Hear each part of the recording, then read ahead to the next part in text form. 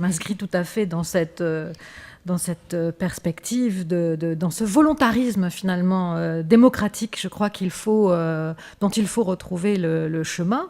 je crois qu'on ne l'a d'ailleurs pas complètement pas perdu, mais en tout cas il faut ne jamais le perdre. Et je crois que ce volontarisme démocratique doit aussi déboucher de la part des citoyens sur la possibilité qu'ils auraient, au travers de leur participation, de l'expression de leurs demandes, partout où c'est possible, d'obliger finalement les politiques à formuler une représentation de l'avenir, c'est-à-dire à permettre aux citoyens d'aujourd'hui, et notamment aux jeunes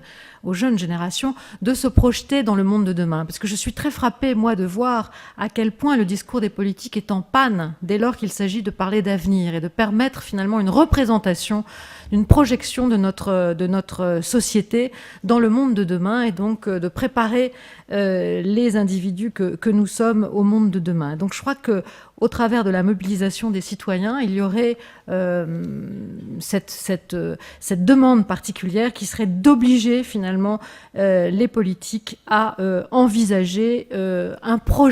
vrai projet politique, un vrai projet de société, et un projet dans lequel il serait possible de se reconnaître et de se représenter. Et puis je finirai simplement en disant que vous avez marié deux tables rondes à partir effectivement des préoccupations démocratiques dans le monde arabe et à partir du mouvement des indignés. Je voudrais aussi rappeler que nous avons quand même, nous, ici, beaucoup de chance, ça a été dit déjà, mais on a quand même beaucoup de chance de formuler ce projet démocratique, ce projet de société dans un monde de liberté. Donc ça, il faut quand même jamais l'oublier,